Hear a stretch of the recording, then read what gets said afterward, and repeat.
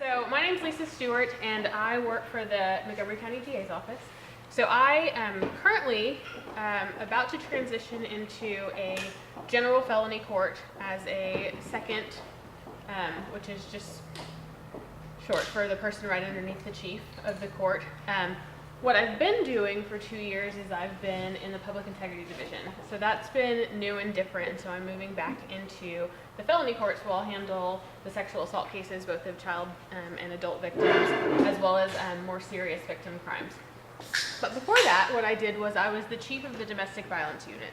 And so our domestic violence unit was a grant-funded position, and hopefully the commissioners will be taking it over to support our continued growth and prevention efforts and funding that position going forward. But so I chiefed a misdemeanor prosecutor who dealt with all of the misdemeanor assault family violence cases involving intimate partners. So we don't deal with every domestic violence situation, household roommates, things like that. We just really filter it down to intimate partner where those dynamics are more prevalent, obviously. So since doing that, I went to a couple of trainings when I was put into that position and had not had a lot of exposure to domestic violence or sexual assault before that. I went to a couple of trainings, and really training on strangulation just opened my eyes to all of the world that we were missing in offices across the state as prosecutors, right? Strangulation was a new crime. It became a felony in 2009. And so it was pretty new, and so the law gave us this tool, but didn't tell us how to use it and what it meant and the reasoning behind it. Why was this a felony versus something else? And so I want to talk to you all and take you through that journey that I went through, and then kind of move forward with the information that I've learned in that tie between sexual assault, as well as the dynamics of victims and where they are when you're interacting with them. And obviously people are at different places, but hopefully I'll give you some insight onto some tips and tricks on how to speak with, especially victims of sexual assault trauma, and try to support them through their journey to recovery. So we're going to talk about the risk and lethality of strangulation, and this is kind of the why it's a felony all of a sudden. Then we're going to talk about the evidence of strangulation, and then trauma responses of strangulation and sexual assault victims. And I know you guys had a portion related to trauma responses, so this is really going to be narrowly tailored to kind of these two situations intersecting. So first of all, we want to talk about language, and I know that you hear it all the time, but language is so very important in what we do. And so you may be providing services to someone who continually uses the word choke, right? And so that's fine for them. That's a word that they use and they're using, but it's important, one, to understand what they mean by that word, because it's used so frequently that it could mean different things to different people, right? And so we want to clarify the meaning of what they mean. When you say choke, what do you mean? You know, he put his hands around my neck and he squeezed. Okay, it sounds to me like you've described being strangled, right? And so we want to repeat back to them the real word that we use related to this offense, because choking is an internal blockage. It's something that happens accidentally. It's something that you experience over lunch. Strangulation is something that is a crime, right? So we want to talk about it in a different manner. And so you know that victims can minimize their situation for themselves, and sometimes it's our job not to minimize that as well, right? So we want to provide language that shows them the seriousness of what they're describing. So that's why we use the word strangulation and rather than choke, unless we're quoting specifically. So the challenges in these cases is obviously there's lack of injury. So strangulation is an internal injury. It's a blocking of the air or blood flow. That happens inside. No element of the strangulation crime involves a physical, visible injury. It's all about blocking internal vessels, either airflow, the windpipe, or the blood vessels, the arteries or veins. So it's not something, when we think about it, we can see from the outside. So that's what leads us to a lack of understanding. So what we were doing is we were placing all this emphasis on how bad someone looked to value on a scale of 1 to 10 how bad this case was. Well, in strangulation cases, we don't get that. And so if we're only putting value in how someone looks, we're missing out on really serious crimes that are happening, and we're putting the value system in the wrong place. And so that lack of understanding led to a lack of investigation on the part of police officers, on the part of prosecutors, and taking it seriously kind of diminished because they didn't look as bad as we expected someone to look in saying, I felt like I was going to die, right? And so by doing that, we ultimately don't treat it in a sense that the victim feels like they're able to participate in the process, right? Because if we're like, you don't look that bad, this doesn't seem like a strong case, or we're doing that through our mannerisms, they're like, well, why the heck would I expose myself to danger if this case isn't that great and risk losing and then him being more mad at me? That doesn't make any sense to me. So they're like, I'm out. And that is a completely rational safety decision when you look at all of the information that they're faced with and people that don't understand around them. So we'll go through that, and so we talk about risk and lethality, and what the Journal of Emergency Medicine says is that 43% of victims that have been killed by an intimate partner, and 45% of victims who have suffered an attempt on their life by an intimate partner had been strangled in the previous 12 months. So what we see is that strangulation is the best indicator of future homicide. More than gun, more than knife, it is the best indicator of future homicide. And that makes sense when you think about the dynamics of a strangulation that's happening, right? This is a person that's willing to take their life, take this person's life that they're supposedly supposed to care about in their own hands and come this close to taking it, right? And so that intimacy of violence, right, that face-to-face, hand-to-hand, is very powerful, right? That scares someone to the point where this person literally has my life in their hands and they could take it if they wanted to. That amount of control is epic in the scheme of, in the continuum of violence, right? So that makes sense, and that's what the studies found. So victims are 800% more likely to be killed and 700% more likely to suffer an attempt on their life at a later time by an intimate partner. And those kind of numbers relate to each other. And that's crazy. 800% and 700% is huge. And so when you see these instances of violence that involve strangulation or suffocation, you need to know that you're dealing with the kind of higher echelon of scariness. This danger assessment needs to be kind of red flags tinging all over the place when you hear that there's a history of strangulation or suffocation. So what we also found is that there's 10 to 12% of all violent deaths are attributed to intimate partner violence. If we broke that down to just women, it would be 13% of all female violent deaths are related to intimate partner violence. I don't need to tell you all that. You obviously know, you're here, you're part of this organization because you care about the fact that violence against women is a crazy number in our society, but somehow swept under the rug at the same time. And that's a crazy dynamic that those two things can happen related to the same subject, right? And so what we also see is that 99% of perpetrators of intimate partner violence have a history of male, first of all, and then 90% have a history of domestic violence in the past, before strangulation. 90% have had previous instances of violence. But you're going to hear me talk about him versus her because of that statistic. 99% are typically male, so you're going to hear me do that. But know that I have seen cases, and you will see cases where the gender roles are reversed, or you have same-sex victims and perpetrators. So know that I'm doing that because statistically that's just the most prevalent, and that's why I'll continue to use those pronouns. Sexual assault is the motive in 66% of ligature strangulations and 52% of manual strangulations. So obviously ligature, anything can be a ligature if you can wrap it around the person's neck, so shoelaces, cords, anything. But arms or hands is what we're talking about with manual strangulation, so body parts of the perpetrator. And so we see this correlation because of the effectiveness of strangulation. So if you just touch the front of your neck, just go ahead and, yeah, it's not protected by a whole lot. You can feel the rings of your trachea, you can feel like structures in there. There's not a whole lot going on to keep a person from really hurting you, right? So that's what makes it so effective in subduing a victim when your intent is to sexually assault them, right? It can take them to unconsciousness and make them stop fighting very quickly, right? Because those structures aren't there really to protect. It's not like our thigh or has muscle. It's not, that kind of thing. So that's why it's so effectively used, and generally the intimacy of sexual assault is such that you're right there, and that intimacy of strangulation also happens and correlates with that. So that kind of face-to-face assault, both of those two crimes really have that connection, and that's why I think they're so intertwined. And it's a very, very effective tool to render someone incapable of fighting back very quickly. And then, like I said, 90% have a prior history of domestic violence. The other staggering statistic that I learned as I was going through training and kind of kept me on this journey was 1/3 of defendants who shoot officers, not shoot at and miss, but shoot officers, have strangled an intimate partner.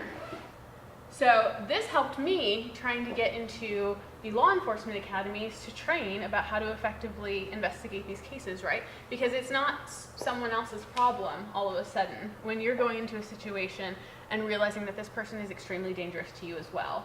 And you need to know that as being in positions of authority, right? I don't think it's limited to police officers so much, but this idea of authority figures and them not respecting it, right? Because it's about power and control. So if you exercise power and control over them, they're going to see you as a threat, right?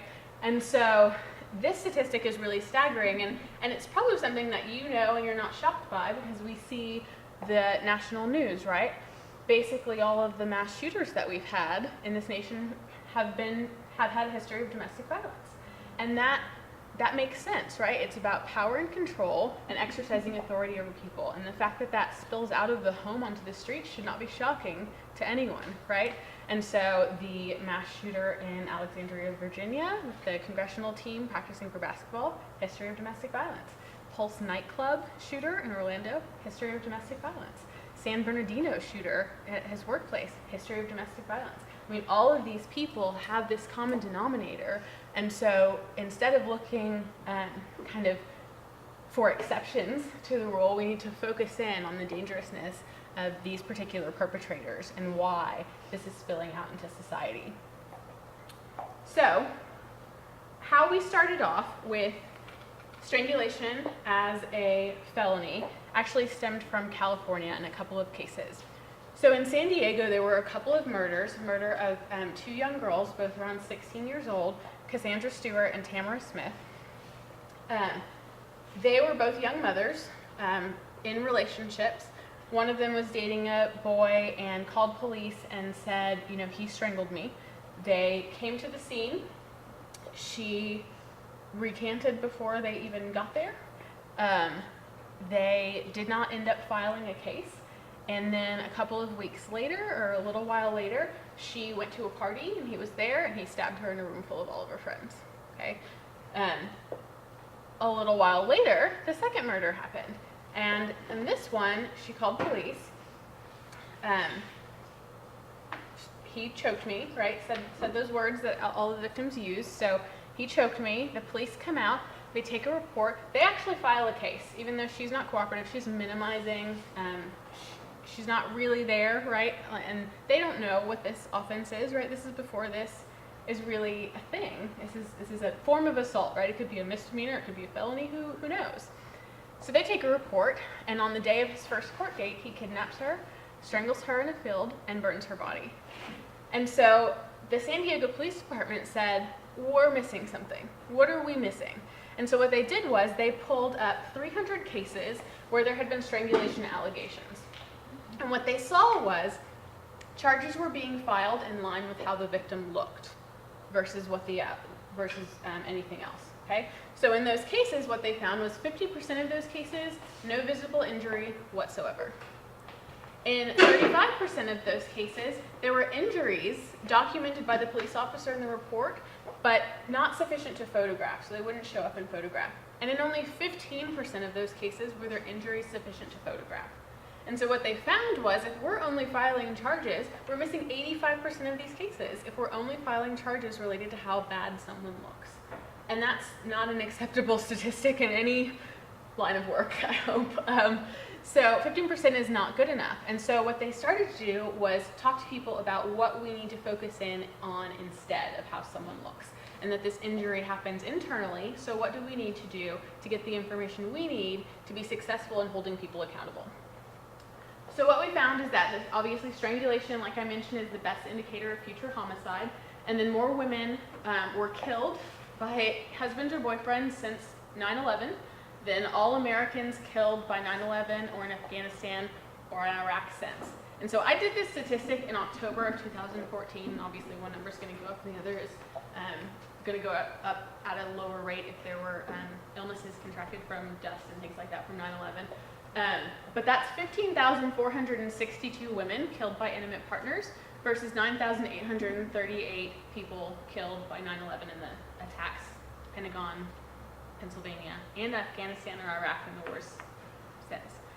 So related to 9/11, right? We won't count the interactions and military interactions since then, unrelated. But that's crazy.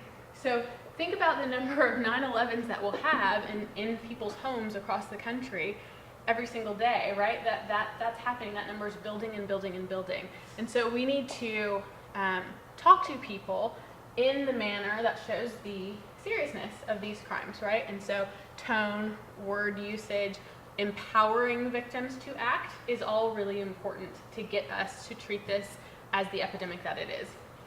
So, how is strangulation different than other assaults? Why is this a felony all of a sudden? Well, the first and foremost part is where the neck is, and you've all touched your neck, so you feel that those structures are really different than the rest of your body, right? The exposure that you get of harm is really far greater around your neck than any other part of your body. You squeeze your arm till your other hand turns blue and nothing really is happening. You do the same thing to your neck and you're in trouble, right? And so there's a couple of different structures that we focus on, and I'm going to tell you about the anatomy, and then we'll launch into kind of how this relates to you all. So first and foremost, the carotid artery. So the carotid artery takes oxygen-rich blood from the heart and lungs up to the brain, okay? The brain is like, yum, I love oxygen and glucose, please give me that. It takes the oxygen out and sends that blood back down to be re-upped by the heart and lungs. So the jugular vein is what it uses to send that oxygen-depleted blood back down to get refilled. Okay, so those are the two structures that we care about as it relates to blood flow. And remember, we only care about blood flow and airflow as it relates to the criminal law of strangulation. So there's only those two things. Now, the carotid or the trachea allows the passage of air into the lungs. So it's the windpipe, basically. So you felt it, you felt your tracheal rings. It's a misconception that that's a bone. It's not. It's cartilage. It's pliable. It moves. It takes a lot of force to break it because it's not a bone, right? It's not hard. It moves and it gives when necessary. So that's your windpipe, and that's what gets oxygen down to your lungs. So that has nothing to do with blood flow. So that's just our airflow structure, and those are just our blood flow structures. So the important thing about strangulation, as far as assessing the seriousness of strangulation, right? We're in the realm of strangulation. We're already in the seriousness bubble. It's just about within that bubble, kind of what rises to the top, right? And so what you're going to look at are these three things. Duration of applied force, that's how long the force was put on someone's neck. The quantity of applied force, how much force was put on their neck. And then the surface area of the applied force. So a skinny surface area, like a rope, is going to be much more lethal than a hand, which is a wider surface area. So the smaller surface area, the bigger the quantity of force, and the longer it lasts, the more lethal it is. And so if you think logically about the rope versus hand, you'll remember the surface area one, because that's the only one that's not as intuitive as length of time and amount of force, right? So we're looking at those three things, and when we're assessing a case, we're looking for those three things to kind of figure out where it fits in the line of dangerousness for this particular victim and this particular assault. Because just like you do, we have to treat each case like it's brand new, like it's the first time they're walking into the shelter, right? So this person may have been in our office before and gone back to this person, but we assess it at the level of this particular offense, this particular time. And then obviously for context, we look at the history of violence, so we know where we are as far as danger assessments and providing resources. So those are the three things we're really going to focus on. And so the type of questions that we ask, we want to make sure they're going to those three things to help us understand the seriousness of the assault, of this particular assault. When we're talking about quantity of force, how much force is used, it's difficult to get an answer from a victim, right? I mean, you're going to ask them how much force was used, and she's not going to be like, well, it was approximately 30 psi's of pressure on my neck. Like, there's no way that's going to happen, right? Because who's thinking about that, and who knows what psi's are, right? Unless you're filling a tire. So, so we usually ask the question, like, on a scale of 1 to 10, 1 being, or you can even choose 0, 0 being no pressure at all, and 10 being the greatest pressure you've ever felt, how much pressure did it feel like? Because again, it's not about scientifically knowing how much pressure was applied. It's about knowing the perception of the victim of how much it was, because it goes to the fear, it goes to the danger, it goes to the seriousness of the attack. And so that's how we usually gauge that question. So know that the exact number isn't as important as their perception of the force used against them. So when we talk about forces, it's important for us to know the different amounts of force and pressure that can close off these different structures. So the carotid artery only needs 11 pounds per square inch, or 11 pounds of pressure to completely close it off. So that's closing it off completely. What's important to realize is in strangulation does not mean they have to pass out. That's not what the law says. That's not, I mean, that's like, again, floating to the top of that bubble on the dangerousness scale. That's high, that's rare. I rarely see an unconscious victim in our cases. That's to completely close it off, 11 pounds of pressure. The jugular vein, 4.4 pounds of pressure to completely close it off. And remember that our standard isn't close off, it's just occlude, just slow down, just inhibit in some way, right? And then the trachea requires 30 pounds of pressure to completely close it off. And that's a lot more because, again, that pliable nature of the cartilage, it takes a lot to kind of close it off completely. And so those are the amounts of pressure to close off each of those structures that we care about. Now, again, we don't think about pressure in those terms. So I want you to think about it in the context of things that you do deal with or that you may know about, just generally. So we'll talk about a trigger pull. Just throwing it out there, just guessing. Does anybody know how many pounds of pressure it requires to pull a trigger? And each gun is different, but just for range. Or a guess. 6 pounds, 3. Okay, we're gonna go 3 to 6 pounds, perfect. What about to open a can of soda? And now we're gonna take it as truth that trigger is 3 to 6 pounds, okay? That's our floor, or that's our ceiling, or that's our metric. Can of soda, more or less than a trigger pull? More, okay. How much more? Are we gonna go double? Are we gonna go less than double? Are we gonna go triple? What do we think? Just guessing. Double, okay. So we're thinking 6 to 12, okay. So we're 3 to 6, 6 to 12. And what about a regular adult handshake? Just a healthy, run-of-the-mill, middle-aged person. Handshake. More than a can of soda, less. Less, more. Okay, we're divided. This is great. Okay, so it could go either way. Okay, opening a can of soda, we're thinking about that right now, and the amount of pressure used to firm handshake. How many say more? How many say less? We are like literally. How many are like, just tell me? Okay, it's coming. So trigger pull, 4 to 6. Really good guess on that as far as the range. So really good. Here's where we get a little off though. Can of soda, 22 pounds per square inch to open a can of soda. Handshake, more or less? More. Everybody's less. 80 to 180 pounds per square inch of pressure in an adult handshake. So this is your weapon in a strangulation for the most part. And so when we think about that in terms of the amount of pressure it takes to completely close off that structures, we are seeing that it doesn't take a lot. It's not an amount of pressure that is so exorbitant that no one can ever do it, and the skinniest man in the world was going to get acquitted, and that still might happen because people don't know what they're doing sometimes, right? Or they have these preconceived notions, right? Can't do this, right?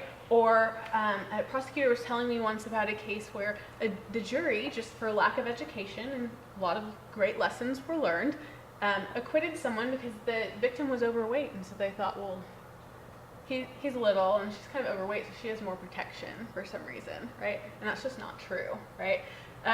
So thinking about that pressure, I mean, turn to your neighbor and just shake their hand. Not like, don't hulk out, just a regular handshake.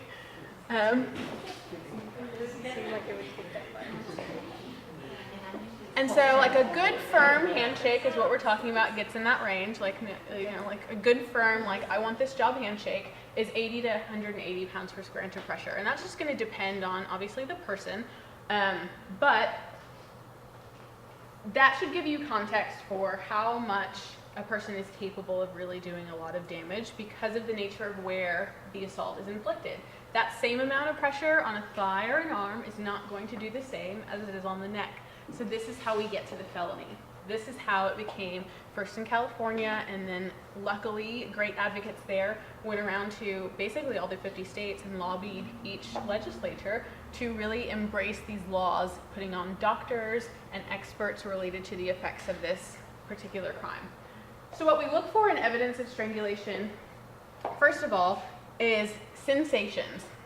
We now know that the external way that someone looks is not where we need to put our eggs in that basket, right? Because that doesn't tell us what we need to do in assessing the seriousness of this crime. What we need to do is understand what happens to the inside of the body when someone is being strangled.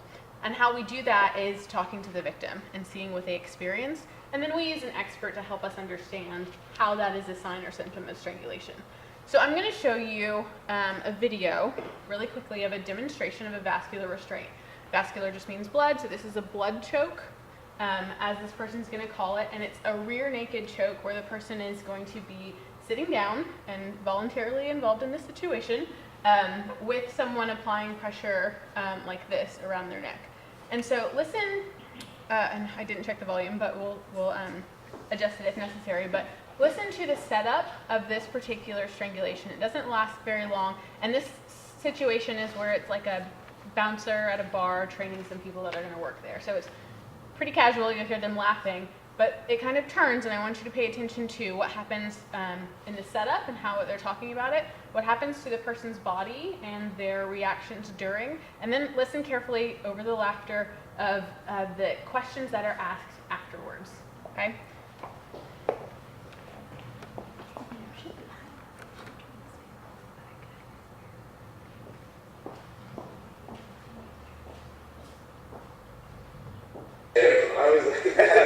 To do a responsible vascular restraint, the defense also wanted to feel what it is. So I have them see it so that they don't fall by accident. I make sure to keep the pressure off their throat. I say, "You okay? Everything good?" So they've given me permission to do it.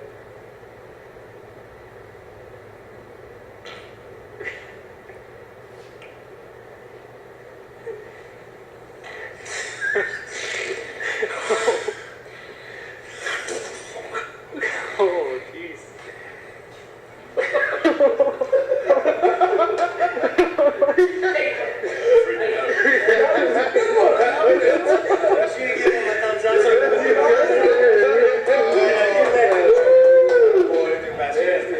So that's what it is.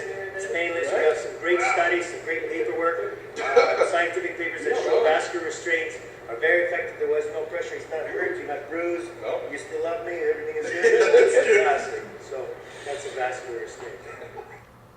Okay, so there's reasons that I like that video, and one is that I think it really exposes what it looks like for people that haven't experienced this, right? Or even people that have, to see what they may have looked like during a chokehold or a strangulation incident.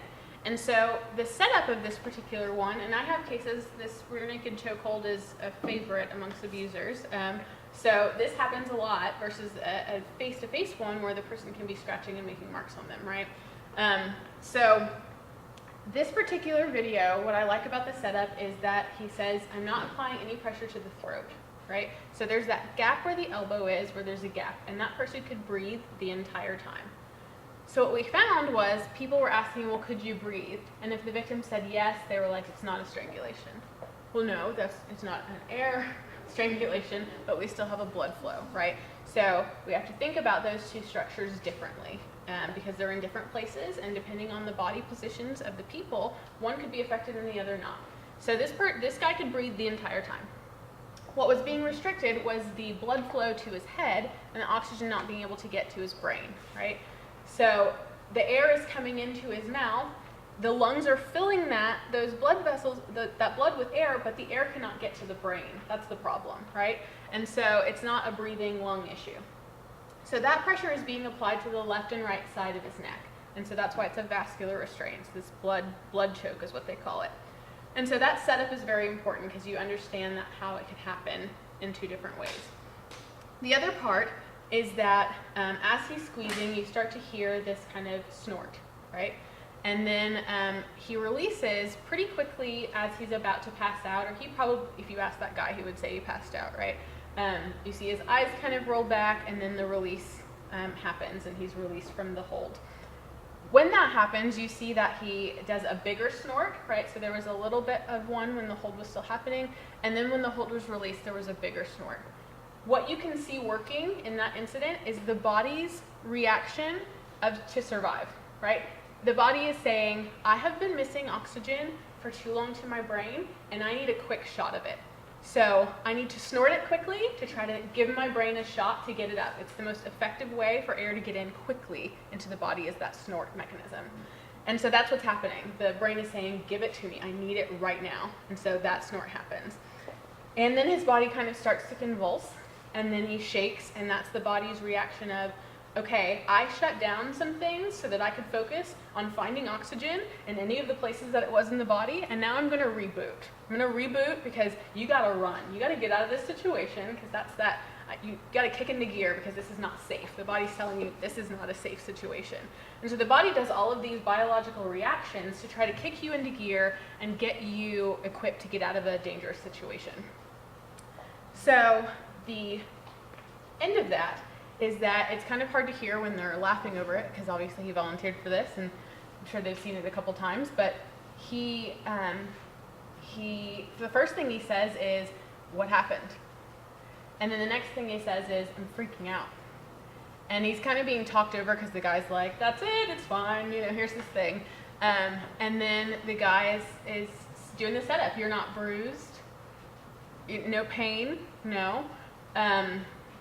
You still love me, also a great one when you're doing domestic violence trainings, right? And then you can see him kind of go through the motions. The guy is saying, be sure to give him a thumbs up. Be sure to give him that thumbs up, let him know you're okay. And you can see he doesn't know if he's okay yet. Like, he's not in that space to be like, but he just does it. You just go through the motions, and you start to your body and your brain aren't doing what you need them to do, and they're just reacting to the stimulus of, he told me to do this, I'm doing this. That happens in your victims of strangulation too, right? And so the first thing that they probably hear when they come to, or if they haven't completely passed out, when they are released from the strangulation is, you're fine, get up, you're fine, right? And so you just do it. You start to embrace the you're fine, right? And that can happen because your brain and your body they're not really working on their own just yet, right? They're still kind of affected and kind of in this shock state of figuring out what just happened, because you're in the what happened stage, you're confused, you're freaking out, just like he said, and someone's telling you to get up, and you just do it, right? And so that delay of reporting sometimes happens because you convince yourself that you're fine. That is compounded with the fact that you literally just felt like you were going to die. You were scared for your life, you thought it's over, you're thinking of your kids, you're saying your goodbyes, and then you go into the bathroom mirror and you see nothing. That has to be the craziest thing to experience for a victim, because they're feeling like they just almost died, and they walk in there expecting to see like blood, bruises, all of this stuff that matches their emotion, and when they don't, it's like, well, who's going to believe me? Now that I report this, I don't look that bad. And that's what we were doing to victims before, right? I mean, we were putting all of the weight on how they looked and not realizing what happened to them as the assault occurred. And so that's what's important about this particular offense, is that asking the right questions can get you into that sense of where that victim is after the assault happens. So has anyone ever participated in military exercises, MMA, anything like that? And Ben, have you gone unconscious by a chokehold? I have, but I've also made my husband actually choke out from an MMA choke. Okay. And just even though like our sizes are totally different, it's still, I did the right thing because we passed out. Yes. Is that the same thing the police use? So no police force in our county, at least, is allowed to use this because it's so dangerous. Oh. Like that, just for context, just so you know, trained professionals can't even use this because of the nature of the kind of hold that it is. And so there are some jurisdictions around the country that can, but most can't, because it's just so unpredictable as far as the structures that you're affecting and how quickly someone can actually succumb to their injuries. So we don't even allow it in this jurisdiction. But good question. And did you pass out completely? No, not completely. I was in the, we did this in boot camp in the Marines. Yeah. back and forth on each other, and I got really lightheaded and almost fainted, but we did the tap out. So. Yes. Yeah. And so in those situations, I want to talk to you both about a little bit about kind of what you experienced and what you remember, because I think this is helpful for people that haven't been through it, right? So as you are, we'll start with you. You only did it to your husband, or did you also get it done to you? I got it done to me too. Okay. So I want to just talk to you about when you were the one being strangled or choked out. So first of all, talk about the sensation of how your body felt as the pressure was being applied. It felt really dizzy. Like it almost seemed like it shifted from one to another really quickly. Like 1 minute I was there, and then things started getting fuzzy because we were practicing MMA trucks in the dojo, and so like I felt the pressure and I felt like I was okay, and then just like all went really cloudy and I was really disoriented. And the next thing I knew, I was on the ground. Okay. And so going through kind of vision, first of all, let's start there. So you said it started to get, was your vision cloudy and It was both, but no, my vision just started like blurring a little bit. blurring? Okay. And so, and then do you remember, you said you ended up on the ground, do you remember falling? No. Okay. When did you realize that you were on the ground? I think it was like shortly after the impact. I don't remember the impact, but I think I remember the pressure of it, and then just like my eyes opening and I could see the ceiling and everyone was around me. And it obviously released by the time that you fell down. Okay, good. What about you? Like, tell me about your body sensation. Like, So I was standing up, and it was the same headlock situation. Okay. And my whole body just got really heavy. okay, So, and everything kind of started turning like a lot darker. But I just remember the main thing was that my legs were really heavy, and it felt like I was just gonna fall over. But yeah. yeah, it was really weird. Do you remember, I don't know if they're talking to you while this is happening, but do you remember any hearing changes or things sounding weird or looking, I guess, vision or hearing? I don't remember anything. Okay. But you remember your body sensation changing? Yeah, it was really weird. Everything got really heavy. Yeah. And what about seeing guys larger than you all go through it? How did that appear? Like, how did it see? And I'm sure you talked to them afterwards, but how did they feel going through it? My husband was really thrown off. We were like, with people there. Yeah. He wasn't expecting it, and I wasn't expecting it because I was still learning. And so, and I talked to him later, he's like, I didn't tap out because I didn't think I needed to. And he's like, we were just practicing, everyone was there, and he's like, next thing I knew, I was flipping over. And all I knew from my end was that I was practicing, and all of a sudden his like face went really slack. It started to change colors a little bit, and then he was falling over me. And so it seemed really sudden. Yeah. What about you, looking at other people going through it? During the training, it was only women that were in boot camp together. Mm-hmm. So there were other women that were bigger than Yeah. me or smaller than me. And, there was a few that would faint, but we were all pretty the same. It was kind of like a tap out situation. And Yeah. it was really weird. It was like we're all kind of the same. Yeah. And the size differential, obviously you were mentioning that with your husband, really when it comes to the neck, it didn't matter. I don't know if people were paired related yeah, we to. were all paired, like similar size, and then by height. Yeah.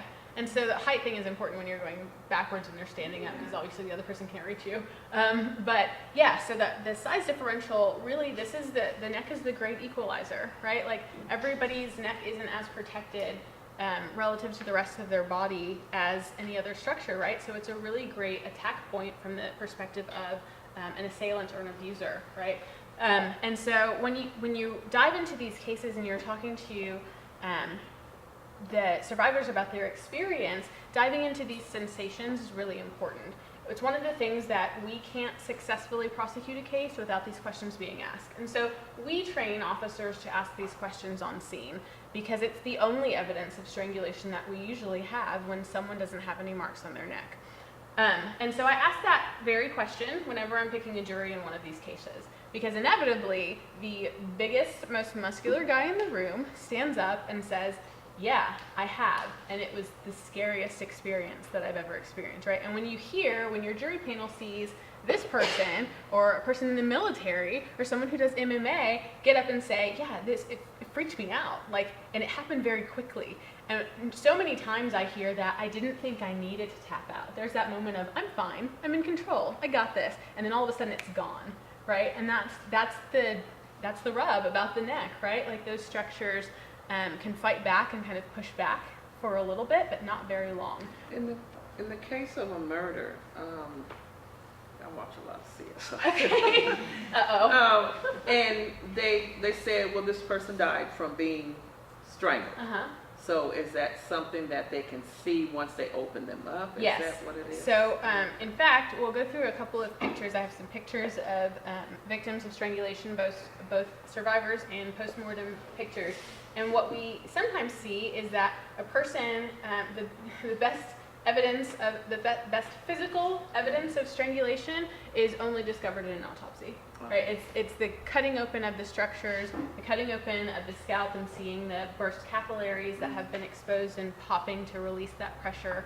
And so oftentimes the best evidence is when a victim has died. Well, we don't want to wait that long, obviously. So then that's how we shifted our focus to other evidence. But good question. So I asked that question, and so what I try to dive into is the signs and symptoms of strangulation. So when you're talking about this, and again, with sexual assault, it's really important, and I'm trying to teach law enforcement to see these as two different things, right? Because sexual assault has a defense of consent, right? And it's a person's words, right? So if I have a victim that does not want to prosecute, they can say the magic words of, I consented, this was consensual sex, and what can I do about that? A whole lot of nothing unless there's physical trauma that I can try to refute that. So consent is the magic bullet out of a sexual assault case, right? And that may come out of fear, right? It just may be someone not wanting to be a part of the process, which is a safety decision that everyone is entitled to make. However, I have a responsibility to the community, right? For this particular abuser not to be, harming other people, right? So I still need to go forward, if at all possible, without this victim, right? I may not bring this person to testify if I know that they're going to be saying false testimony. I have an ethical responsibility not to do that. So the defense can call that person, but I have an ethical responsibility not to put up false testimony. And so I don't do that. So if they get up there and they say consented, then my sexual assault case is very, very weak, okay, unless I have trauma, which counteracts consent, right? Because if someone is hurt physically, they can say they consented, but their body and the evidence says, seems like you were forced into it based on the marks on your body.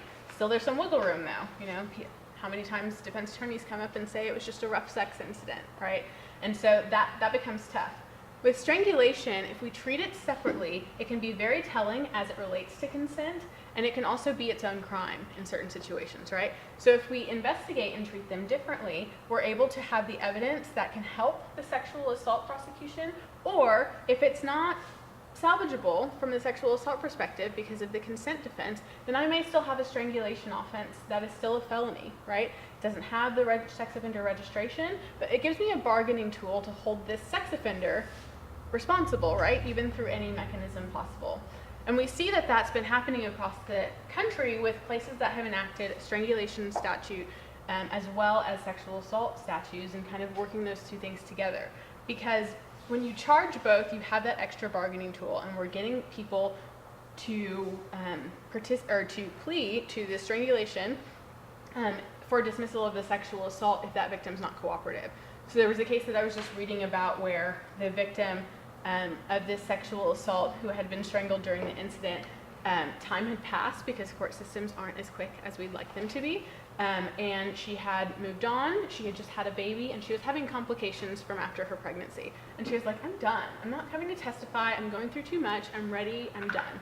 And so she refused. Well, the defendant has a right to confront people that are testifying against him. So if you don't have a witness come, you have to have certain exceptions for them to be able to get in any statements that she said. It's not one of those things where we can just put up all the police officers and they can say everything that she said. That's against the law. We can't do that. And so a lot of times our cases are not successful because we are missing that confrontation, right? That confrontation that's constitutionally guaranteed to that abuser or that defendant.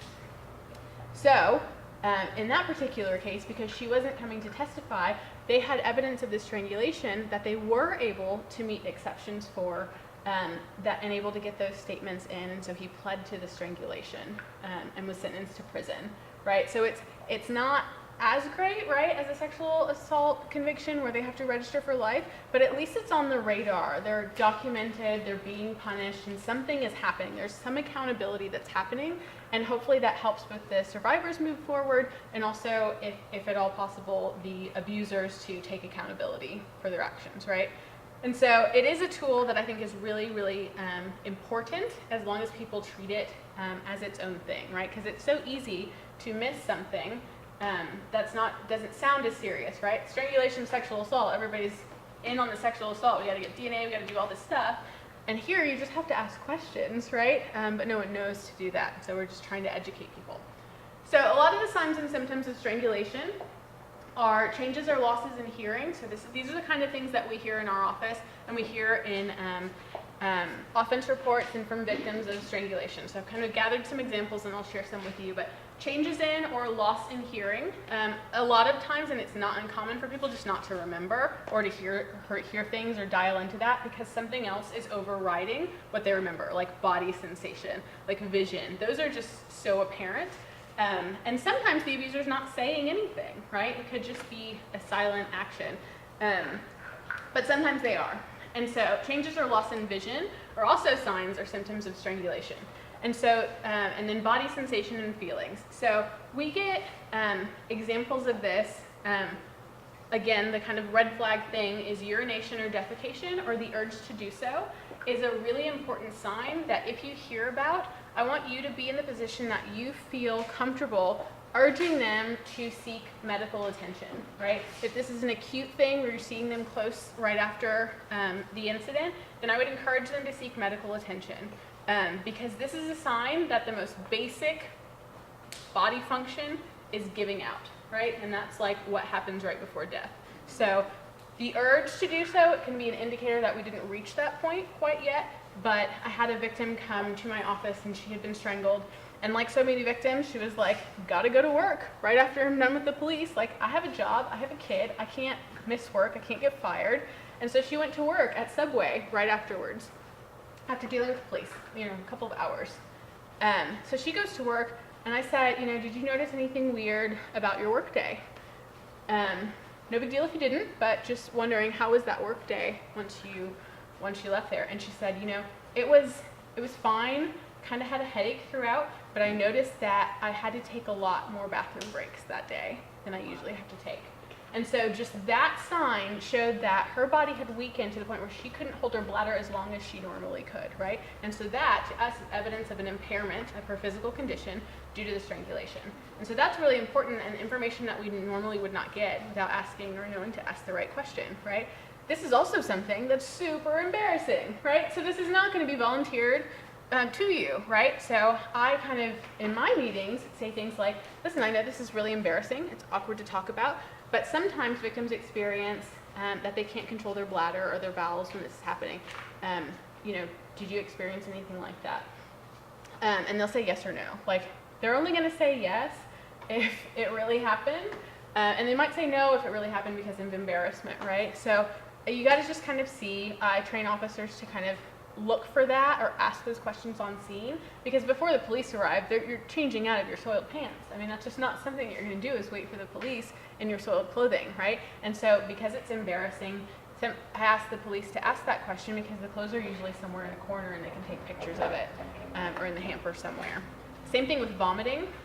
It can happen quite often, and so they will often change their clothing before police arrive because they don't want to be in a shirt covered in vomit, or clean up the area and things like that. So everybody's different. It's kind of like when you talk about bruising, like I bruise differently than you bruise differently than her, like everybody's different. However, what we have seen through medical studies is that there is a such thing as delayed onset effects of strangulation. So I think the furthest that I've seen is approximately 2 weeks after the strangulation that the person experienced seizures while sleeping. And so it can be a very dangerous situation that can onset later. And one of those, why that happens, right, is that our bodies are resilient. They're amazing, and they can kick into gear and really like help us get out of a dangerous situation. But at some point, it's gonna be like, okay, I can relax now, and it starts to kind of feel the degrading nature of kind of that assault, right? So that's why the onset can happen in a delayed fashion, is because your body, the adrenaline's kicking in, you're not feeling things in the same way that you will later. It's like being in a car accident, right? Where you start to feel sore kind of days later, because your body had stiffened up and kicked into gear, and now it's finally kind of relaxing and allowing you to feel what happened. So same concept. So the victim really, it's great possibility that the victim is not relating what's happening to her because of the strangulation. Sure. So yeah, a lot of things can be affected. One is memory, and we have a whole section on that, so I'll talk about how memory can be affected by the strangulation. The other thing is body, right? Your body is going to send you chemicals to try to get you out of that situation, or to force you to play dead, right? It's that fight, flight, or freeze mechanism, right? So that when it's telling you to fight or flight, it's sending you adrenaline. It's sending you these chemicals to start to get you going, right? Well, that can last a little longer before it wears off. You start to feel kind of the effects of that strangulation. So that's where the delay comes in. So we may get answers at the scene that are different than answers 2 days later. And so that's why follow-up is so important, and revisiting and just checking in with, have there been any changes in your condition since the last time we talked, right? To get that, how it's progressing, for good or bad, right? Because we want to enable them, and we hopefully want to see positive progress, but we also want to monitor it. As advocates and as prosecutors that are concerned with our victims' safety, we want to be monitoring their physical safety and give them as many resources that we can. Good questions. So those are kind of things we look at. So some examples that I've gotten for airflow and blood flow and body sensation have been kind of, my body felt like a wet noodle, right? It just felt like all of a sudden I went limp, and it was just kind of like, one of the victims, I felt squiggly. And those kind of words, like they're so descriptive. We don't really know what it means, but you automatically know what that means when they say it. And so using the victim's words, using the person's own words and how they describe is so important in our job, because it really is way more descriptive than we could be. So with airflow changes, we talk about it being painful to speak. There are changes in speech, raspy, coughing. Had a detective talk to me in a training that I went to in Seattle, where he said, that the victim kept spitting on scene. And she kept spitting, and obviously when you're a little jaded, perhaps, and alcohol's involved, because it always is, right? You start to think like, oh, she's just intoxicated, and you can shove that off into drawing a conclusion based on your own preconceived notions. But something stopped him, and he said, just ask. And he said, why? I noticed that you're spitting a lot. What's going on? She said, it hurts when I swallow. And that was the best evidence that he had of that strangulation, and he almost missed it by jumping to a conclusion, right, of preconceived notions on situations and kind of getting jaded. So whispering, trouble swallowing, painful swallowing, spitting, and then just feeling the throat or neck if it's scratchy. These are airflow. Again, we're in the front, we're in the trachea, so this is not the kind of choke that we talked about. But when you have a pressure on the front of the neck, these are kind of symptoms that you may see. And so if you're talking with someone and their voice is raspier, or you sense a change like that, you want to dial in that there could be something going on there. So blood flow injuries are a little different. And so some of these things kind of cross paths. So I'm trying to keep them in different categories, but know that you may see some in others. So dizziness, disorientation, those headaches, unexplained injuries are something that happens usually when someone passes out, right? Because they fall, and unlike in a controlled setting of MMA or the military, no one's guiding you to the floor in this particular situation, right? So they're letting you fall, and so scrapes on the knees and things like that. And so we just ask victims, tell me how this injury happened, and have them explain any physical injury. And usually the I don't knows lend us to think that this person passed out, because for the most part, most things that happen to your body, right? Especially in that short a period of time. There are days that I go home and I'm like, I have a bruise on my leg and I have no idea, right? But I know it happens in some period of time versus the last 30 minutes, right? I didn't have that earlier today when I went to work, and then I had it after the strangulation. Pretty sure it happened because of the strangulation, right? And so sensory changes, seeing stars, tunnel vision.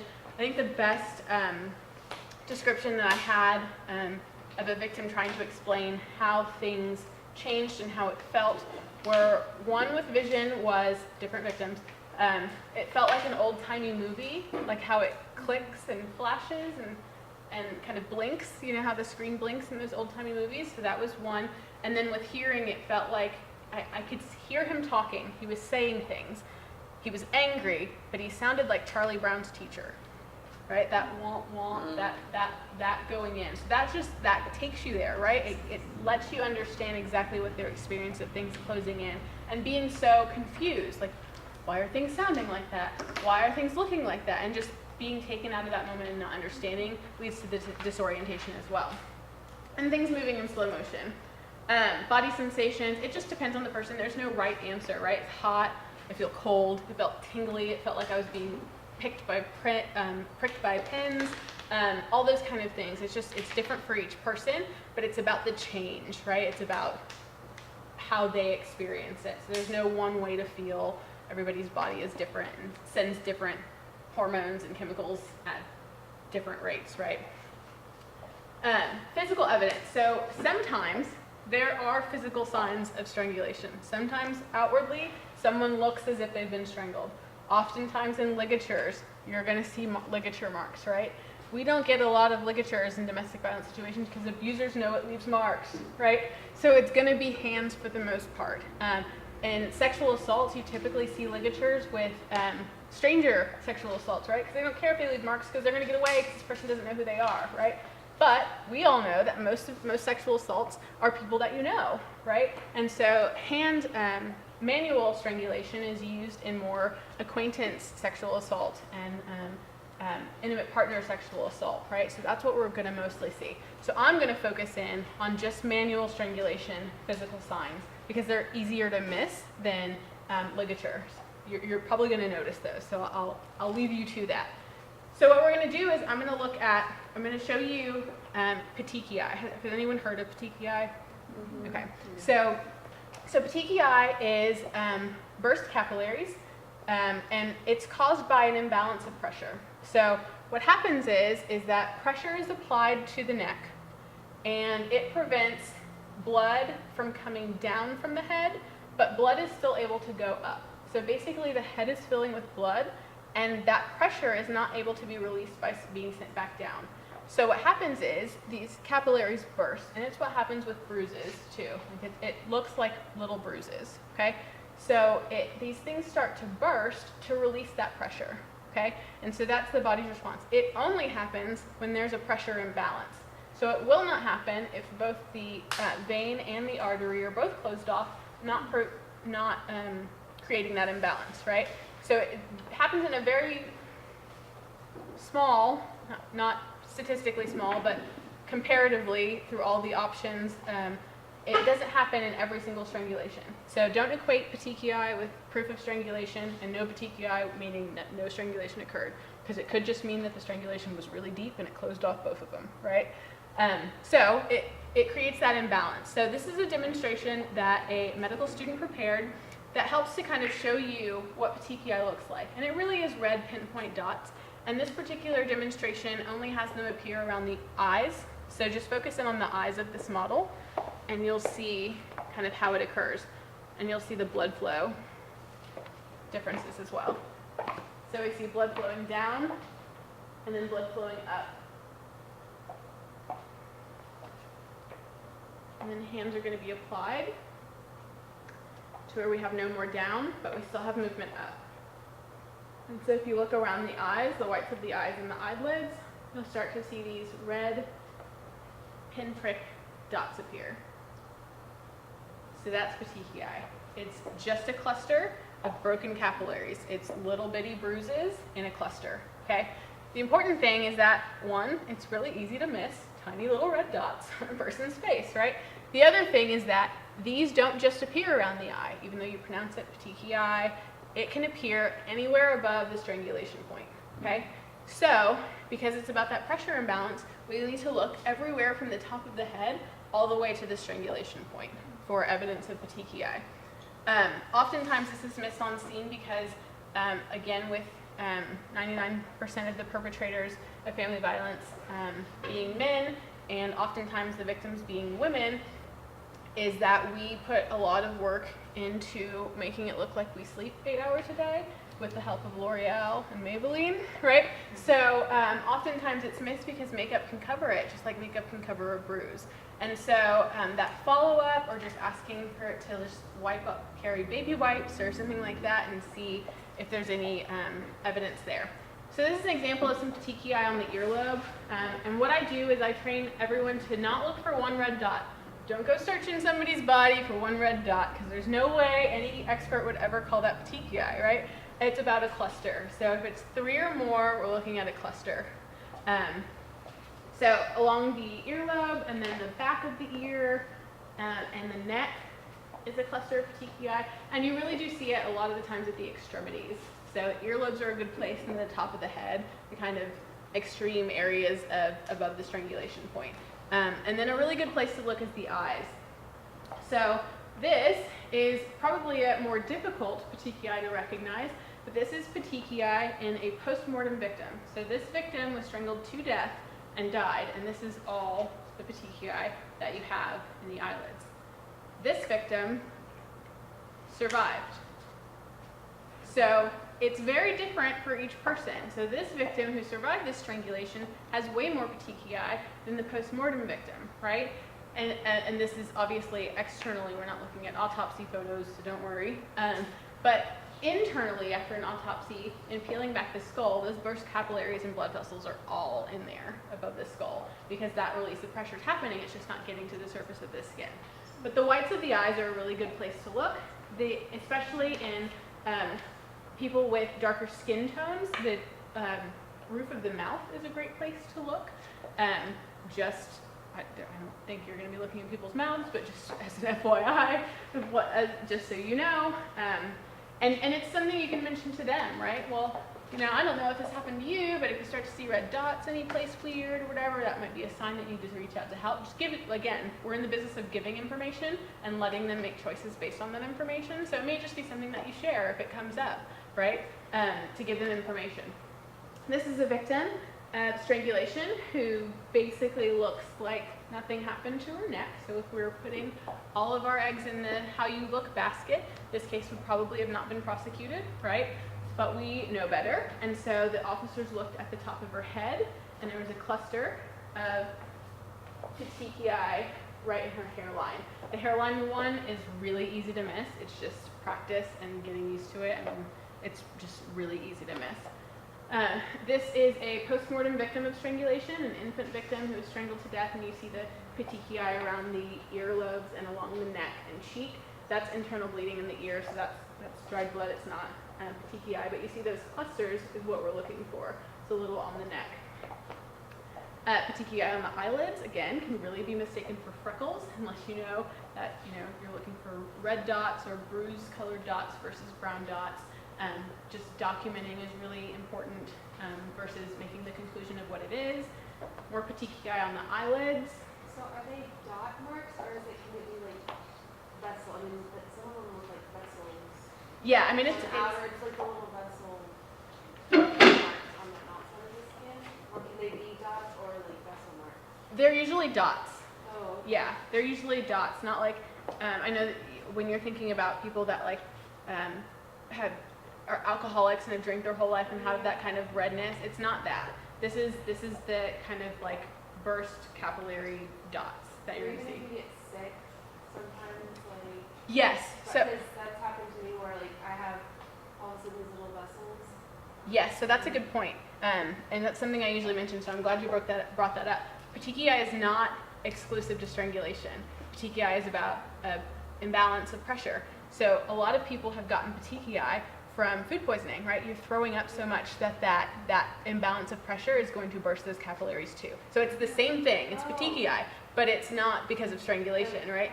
It's about the balance of pressure. That heaving creates that imbalance of pressure in the head, and so you have people who can get petechiae because, again, it's about the pressure, not about the strangulation. I So yeah. always thought, watching the shows, but because they always say that, because, and the person's already dead. I didn't know it could show if a person's still alive. Yes. Wow. Yes. Okay. It's hard. I mean, they're little, right? I mean, it's hard to Yeah, see. You yeah. can see why it's missed so much. Yeah. Is that it's really difficult to see most of the time. But yeah, it's and that's why I have to train people to be careful. Like petechiae is not exclusive to strangulation, but it is a good indicator of a certain type of strangulation. So that just means that is your red flag to ask more questions, right, about the nature of the assault and how long it happened. I've seen a lot with weightlifters too. Yes, yeah, again, the imbalance of pressure is that buildup of pressure is what's creating that to burst. And so that's what causes petechiae. So if you're ever asked what causes petechiae, the answer is not strangulation. It's about a pressure imbalance, right? But we see that pressure imbalance is very prevalent in strangulation. Okay, so this one's a little difficult to see, but there are, whenever you see half moon indentations, especially on the back of the neck, depending on how they say the assault occurred, if it's from the back, then it could be towards the front, right? These are fingernail indentations. Also really, really easy to miss. One of the reasons that this particular victim did not get this documented by police is very simple. What do you think it was? Her hair was down at the assault. That's it. That's it. That's how easy it is to miss. If you don't know what you're looking for, you don't know where to look, so you don't ask the questions to adjust that area. So half moon indentations, thumbprint bruising, when we're talking about manual strangulation, it would typically be if the person bruises, which is not common, there will be one on one side and a cluster on the other.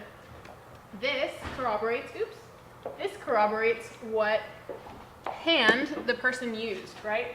So when we're talking to victims about what hand was used and how the assault occurred, this can corroborate their account because this is obviously a right-handed grab, right? Because the cluster is on the right, on her left side of the neck, and the thumbprint bruise on the other side.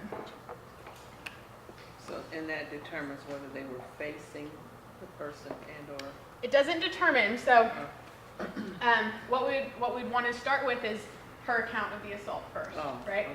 And then this could corroborate that. Or if she doesn't remember, then it could be good evidence of it. But nothing is 100%. You know, we don't know. But it's good evidence that it was a forward-facing assault with the right hand.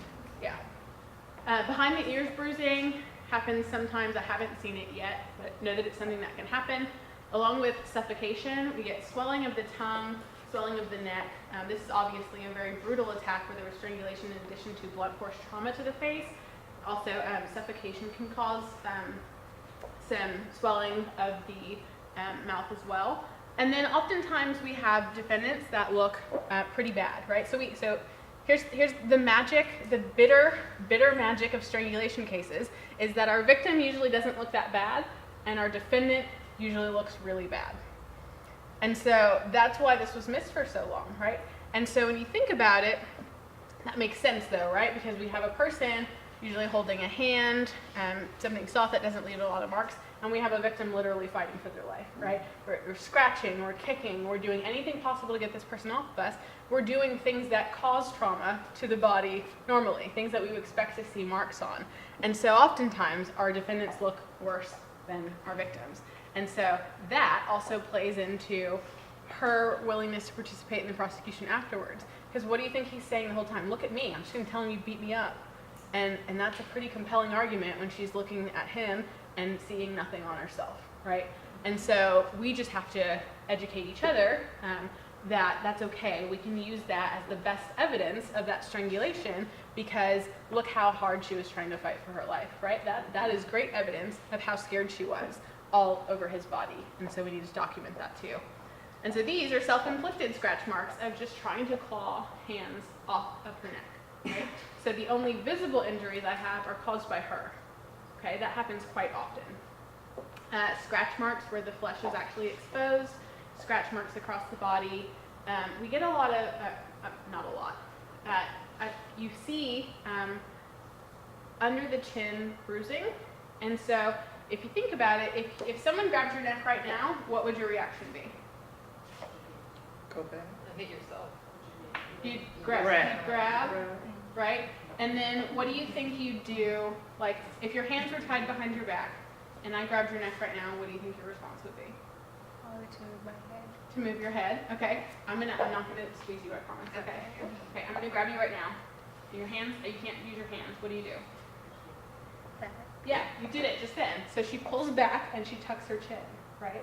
And so what happens is that person keeps tucking if they can't use their hands to try to get out of it, and their chin hits the knuckles of that person's hands over and over again, creating a bruise. And so this is good evidence of a lack of consent, right? Because if you're in a consensual sexual relationship where choking is okay, why are you tucking your neck, right? This is something you're expecting. This is something you want to feel. There's no need to tuck and try to get out of it because it's something you've consented to. And so this is good evidence of lack of consent in sexual assault cases as well as strangulation cases. Fingernails of the victim, just clawing at the neck so hard that you would rip off your own nails. And you guys may not understand this, but like this is intense. So if I get any woman on a jury and I have these pictures, this is all I'm showing for like the entire time because these things are glued on, like glued. You have to go get a professional to remove them with like a drill, and it's intense. And so the fact that these would be ripped off of her fighting for her life is quite telling, right? This is a perpetrator of sexual assault. He broke into a motel room and raped the maid that was cleaning the room, the housekeeping that was cleaning the room. This was a forward-facing sexual assault, and they were able to find him, luckily, that night, get him medical attention because that's what they have to do, and found that he had vertical scratch marks down his body, his face, and down his chest. And so this corroborated the account that it was forward-facing, right? This is her clawing, just trying to get someone off of her, and corroborated kind of that scene, in addition to the DNA and things like that. This was a strangulation and sexual assault occurrence that happened. And so oftentimes, like I said, he's going to look all scratched up, and our victim's not going to look that bad physically on the outside.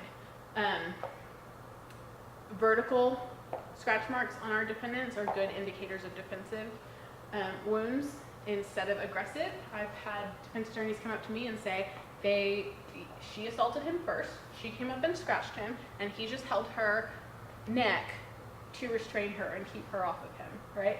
And so there's no way, because they know there's no way I can prove what happened first. These scratch marks aren't like time, this isn't CSI, I can't tell what happened first. I can't, we don't have screens that I can just look at in the air, I wish. But there's no way I could differentiate between what happened first, and defense attorneys know that. So I have to think about what is natural, right? And so when people are aggressive, generally, right? When people are aggressively attacking someone, proactively attacking someone, unless you're a middle school girl, you're very rarely coming at someone like this, right? You're coming across the body, you're slapping people, you're punching people, it's coming across the body. And so our marks are generally on one side and possibly going to the next if it's a scratch that's sustained contact, or it's on one side of the body, right, because of they're right-handed or left-handed. And so that is inconsistent with them being forward-facing. This is more defensive. This desperation, scratching is way more defensive. Bite marks are also pretty common, especially in those chokeholds that we just saw in that video, because oftentimes if you can't get the person's arm from around you, you can just literally turn your head to the side and bite and get them to let go. And so we often see bite marks on those rear naked choke ones because that's the best defense that the victim has, and sometimes those can be the best evidence of the strangulation and the body positions if they deny. But what's important is that when we see bite marks is to ask about the body position, because this does not make sense with a forward-facing assault, right? Because that's very confusing on how you got that close unless he's like doing this, and then how do you latch on? It just doesn't make sense. So if you don't understand the body position, this bite mark makes very little sense. And this is the victim related to that who doesn't look that bad. So the bite mark ended up being the best evidence to corroborate her account of what happened. So sometimes we have to look beyond the victim for the evidence that we need to be successful. Okay, so I'm going to spend a little bit of time on trauma responses, and this is the last little portion.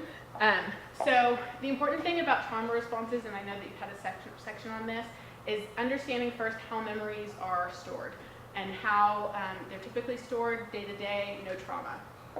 And then, once we understand what happens to memories and victims trying to recall memories that experience trauma, we can better understand what kind of questions that we need to ask them to be able to dial into those memories if they have them. So, really quickly, a couple of structures of the brain that just give you a preliminary understanding, and I'm not a doctor, it's terrible in science, this is like bare bones of what I've been taught. So, there's an emotional reaction in your brain, and then there's a processing of memories reaction. And there's some structures that are related to both of those processes. The first one is the amygdala, and it's actually involved in both. So it is in part of the emotional reaction, what you do in response to trauma, what you do, and then the processing of memories of how you store what just happened to you in case it happens again, so you know what to do, right? So when we're thinking about this, think about a child first learning about the stove, right? It's that the hand goes forward, it's hot, I get burned, I pull back is my emotional response. I know that that's physical, but bear with me, this is how it is. So that's the emotional response from how you respond to the trauma. And then the processing of memories is, okay, I need to store red, stove, hot, ouch, don't touch in a folder, so that the next time I come across red stove, I don't stick my hand out to learn this lesson again. I retrieve those memories and say, oh, I remember, don't touch that, right? And so that all happens instantaneously, really, but that's what's happening if we slow it down and talk about it. So the amygdala is involved in both of those, and its job is to scan your environment for things that are trying to kill you. I mean, that's it, from the bare bones of like, that's the oldest part of our brain, it's the most primitive part of our brain, it's really reactionary, just instinct, right? That's where instincts live. And so it's scanning for things that are trying to kill you. And so when it finds something, it says, okay, this thing's trying to kill me. Hey, hypothalamus and pituitary gland, I need you guys to work together to send me some chemicals to get me out of this situation, right? So caveman us is seeing lion and needing some adrenaline to run, right? So hypothalamus says, hey, tap into that pituitary gland. I need something to get me out of this situation. Pituitary gland says, I got adrenaline, ready to go, let's do this, and sends you that. Sometimes pituitary gland says, I'm all out of adrenaline, you better play dead, here's some cortisone, right? Like, so it just depends on what's available in your system at the time on what your reaction will be. We'd like to all believe that if we were in a situation, we would do this, this, and this, right? We all have it pre-planned and know exactly what we'd do. All of those plans go out the window when your body does not have the chemical readily available for you to complete that plan, right? So whether we fight, flight, or freeze is all based on the ratio of chemicals in our body available at that time. We don't choose it, okay? So that's what's happening on the reactionary side. So that's the emotional reaction. Okay, we're out of the drama, we're safe, we're home. And what happens is the amygdala says, whoa, close call. Hey, hippocampus, I need you to store all of that just happened. The next time that we get into a situation where we see something like that, we react a little faster, or we know how to avoid it, okay? So this is our learning mechanism and our processing of memories. Okay, so normally how this looks is you experience something, you file it away in a folder that's nicely labeled, in a drawer that's nicely labeled, so you can easily access it next time by looking at your little index and figuring out if it goes exactly where it's supposed to go. Well, in trauma, everything gets put in a place that doesn't make any sense, because it's like, all right, I'm trying to record this, I'm just going to shove it there, I need to record it, things are happening so quickly, I don't know what to do. And what happens is that your brain, the part of your brain that is the who, what, when, where, logical reasoning part, is that gray squiggly part that everyone has on drawings, right? And the emotional reaction, the instinctive part of your brain, is that inner part where the amygdala and everything else is. So for the amygdala to work the most effectively during trauma, the logical part of your brain stops or functions at a lower level, if not stops functioning. Okay? So that's why sometimes victims don't make logical choices, right? We have sexual assault victims who are sexually assaulted and walk past 5 police stations and go somewhere that doesn't make any sense, right? And then tell a roommate or whatever. Things that aren't logical, because that's not part of the brain that's active during that particular point in time. It's about survival. And so the brain is trying to write down these memories and store them in places, but it's just shoving them anywhere that it can fit them. And so they're not neatly organized. So if I gave you Post-its at the beginning of this training and said, hey, I want you to write down things that you learned throughout, and I'm going to give you these little Post-its. You can get some memories, but not a whole lot's going to fit on that little bitty Post-it. And then if I give you a regular size one, okay, we're getting some more information, we're writing it down, and you're writing and you're sticking, but I'm telling you not to organize those stickies anywhere. Just put them somewhere. And then I give you the holy grail of Post-its with the lines, and you're going to get a lot more information onto that particular Post-it, and you're going to stick it around on your desk. And you're going to go in between these things in these different sizes. So some are going to have more information, and some are going to have less. And then I'm going to ask you to go back to your homes or your offices, and I'm going to ask you to stick all of these Post-its of what you learned today all over your desk, okay? Just stick them around. And some of you are going to go back and put them like this. And I'm going to say, nice try, that's still too organized. I need you to stick them inside things, inside pages, inside cabinets, everywhere that you possibly can, so that your office looks like this. And it's all full of memories and information that you have, that you experienced here today. And I'm going to pop up in a week at your office or your house, and I'm going to say, pop quiz. Tell me what happened first. Did I talk about the amounts of pressure or the lengths of pressure? Go. And you're going to be like, okay, it's fine. I have these Post-its here. I'm going to try to find that for you. I'm super helpful. I know that you want to help me. I want to help you. Let's do this. And you'll start searching, and you'll be like, I found a statistic that women are 800% more likely to be killed. And I'm going to say, ma'am, that's not what I asked you. I asked you what happened first. Did I start with quantity of force or duration of force? And you're going to say, I don't know. I know it's here somewhere. Let me keep looking. And you're going to keep finding Post-its of really relevant information to this topic that I'm just not ready to hear yet. And that's what happens in police investigations. At least it used to, and hopefully that's changing. Is that on our terms, we want the answers, right? Instead of you find the Post-its that you're able to find and give them to me. And it's my job to sort them out afterwards, right? Because it's really difficult and really frustrating for a victim to say, I'm finding all these things that I think are helpful for you, and you're telling me it's not, right? And I've seen this in action in a police video locally years ago, where it's a victim of sexual assault and strangulation who is strangled in a motel room with her boyfriend, who comes out and talks to police, and she is spilling. He did this, he took my phone, he did all of this, and the guy says, ma'am, that's not what I'm asking you. I'm asking you what time you got here, or when it started, or what happened. So when our questions are who, what, when, where, why, logical, squiggly, gray brain part questions, we're going to get frustrated as investigators and as advocates and people that want to help, because guess what we're asking questions towards? The only part of the brain that wasn't super active during the trauma, right? We're asking you to answer questions of a part of your brain that was not on, right? It wasn't focused. So what we need to do is ask questions about that instinctual part of the brain. Good thing for us, that instinctual part of the brain also deals with the five senses: the smell, touch, hearing, sight, right? So those experiences are really ingrained. Those are stored because that part of the brain was active. That just so happens to be the nature of the kind of evidence that we need to be successful in strangulation. So we're really lucky that the brain is cooperating with us in this particular case, but we're trying to get them to remember things and try to get that information in an orderly way to police officers. And that doesn't make sense when we need to adjust to the situation, not ask them to, right? Because you can't just tell your brain, okay, listen, I know you weren't working properly, but these people really need this information, and so I need you to organize it and get it to them, right? That's not going to happen. And what we're doing is we're definitely frustrating trauma victims of sexual assault and victims of strangulation, in their ability to want to find Post-its for us. We keep asking questions and they're finding things and we're saying no. What makes them want to go back and look again, right?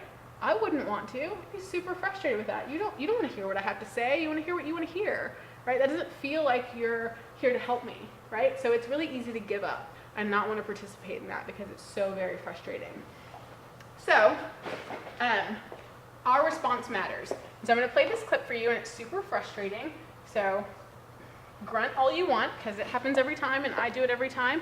But how we respond to trauma and the disorganization of that office and that desk is really important in understanding the seriousness of the right now, please talk to their sisters right now, please. Where?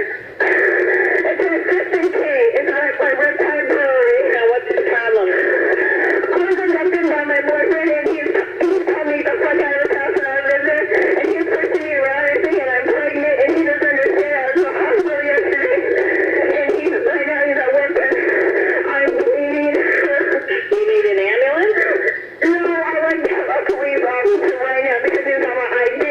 Okay, well, just a second. Calm down. You said you were bleeding. Why are you bleeding? My hand's bleeding. Your hand? Yeah. From what? I don't know. Well, so do you need a paramedic for your hand? No, my hand's okay. It's just wasted. But right now he's in the restaurant. He wants me none of my stuff. He texted me, man. He tried to choke me. Just now? Yes, right now. Okay, and where is he at? He's just like this building right now. At Fifth and K? Yes, the Riptide Brewery. What's the name of the place? Riptide Brewery. Okay, you're going to have to calm down because I cannot understand you. You're at where? I'm at asthma. You're what? I have asthma real bad. Do you want a paramedic for your asthma? If it's possible, because I can't breathe. Okay, hold on. Right now he's right in the building. Okay.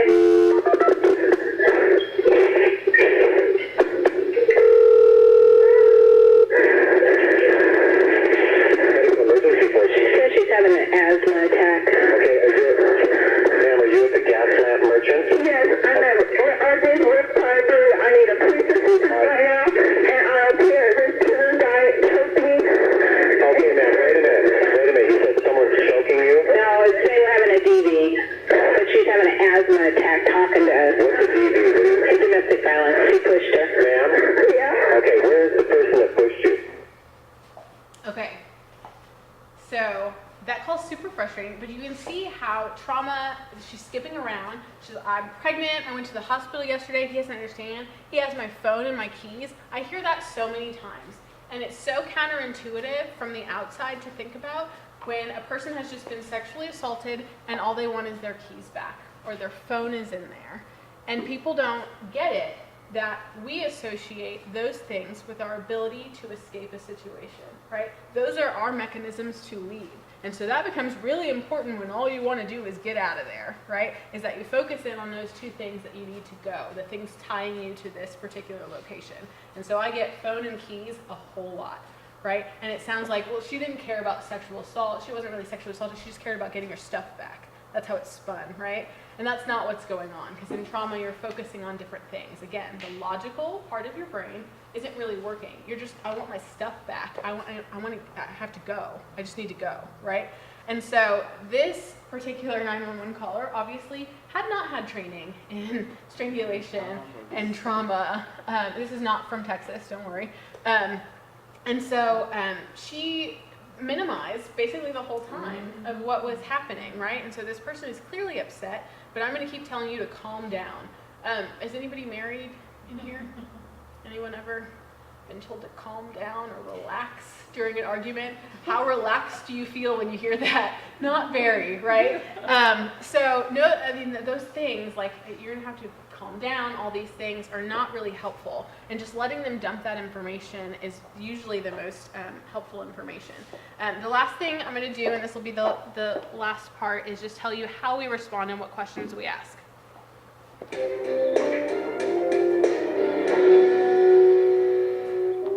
FETI is the Forensic Experiential Trauma Interview.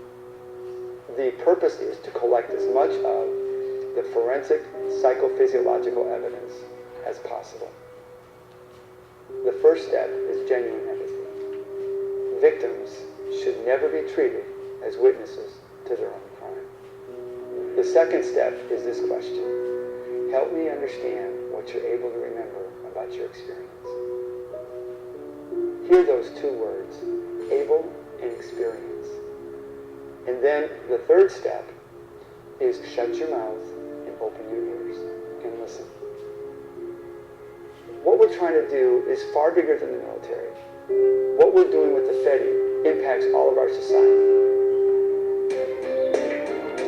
So that's Russell Strand. He is an amazing person and a great trainer if you ever get a chance to listen to him. But that basically is the approach that basically says, hey, I know that you may not be able to tell me everything in this logical fashion because that's not part of the brain that was working. It opens them up to go find Post-its and bring them to me. And so it really opens them up to go be able to find that information and present it, and then we go back and we ask questions. So we acknowledge, what are you able to tell me about what you experienced? Well, that lets them know, like, listen, I may not be able to, and that's okay. That's within that question, they understand that I may not be able to. And that's an important part to get someone to feel open enough to share information about something so intimate as a sexual assault or a physical attack by their intimate partner, right? And so opening up, and then we just listen. And then we can dial in to the 5 senses. What are you able to remember about what you heard, what you saw, what you felt? And those things can be their evidence of strangulation, right? And what I do is I have a strangulation supplement that I give to officers that kind of has questions and a checklist of things to go through so that they don't forget to ask certain things. So that way, we're the ones gathering and organizing and not putting it on the victim to do that themselves. So obviously there's a balance, right? We want to empower victims to do things for themselves, but we also need to step up when it's our turn, right? And so that is kind of understanding what happens to the brain helps us get there and understand what happens. So after going through these training, we get evidence like this, where I can get difficulty breathing, bloody red eyeballs. It felt like I was going to pass out. All of that becomes the evidence in front of the jury versus just a picture of someone with no red marks on her neck, right? That's a very different feeling for a jury to be able to take back on what they now interpret as evidence and know is evidence of strangulation versus just a picture showing that things weren't that bad. There's a case in Austin that I think is on appeal and getting overturned, but this is one of those situations where it was a delayed death by strangulation, where a girl was abducted at a Walmart by Crispin Harmel. She was sexually assaulted in her car, and then he drove her back to, in her car, back to the parking lot of the Walmart and left her there. He had strangled her and sexually assaulted her, and because it was summer and he left her there, she was seen by a couple of witnesses kind of getting out of the passenger seat of her car, kind of wobbly, as if she was intoxicated. We get that a lot. The person appeared intoxicated instead of the fact that they're dizzy and disoriented. She walked and got into the driver's side of her own car, closed the door, but then could not function enough, and she actually ended up dying from the exposure of being in a hot car. So the direct reason that she died, right, was because of being in the hot car, but it was related to the signs and symptoms of the strangulation and the attack that she suffered. So the effects of strangulation can kind of extrapolate to the different situations and not being able to care for yourself and keep yourself safe because of the dangers of strangulation. So that happened in Austin. And then I'll leave you with a quote, and that's it. The most dangerous domestic violence offenders strangle their victims. The most violent rapists strangle their victims. We used to think all abusers were equal. They're not. Our research has now made clear that when a man puts his hand around a woman, he has just raised his hand and said, I'm a killer. They're more likely to kill police officers, to kill children, and to later kill their partners. So when you hear he choked me, now you know you're on the edge of a homicide. And that's Casey Gwynn, a prosecutor and now a strangulation trainer across the country. That was part of that San Diego push to give us all this offense and the education that we so desperately needed. So I know I went over, but are there any questions? Yes? So at what point does strangulation become a It's just going to depend on the nature of the injuries, right? And the nature of the evidence. So I think there's a lot of options that we have with strangulation and different charging mechanisms. Because before we had strangulation as an offense, we would charge it either as a misdemeanor, depending on the injuries, a felony, maybe alleging that it was an assault with a deadly weapon, alleging the hands as a deadly weapon.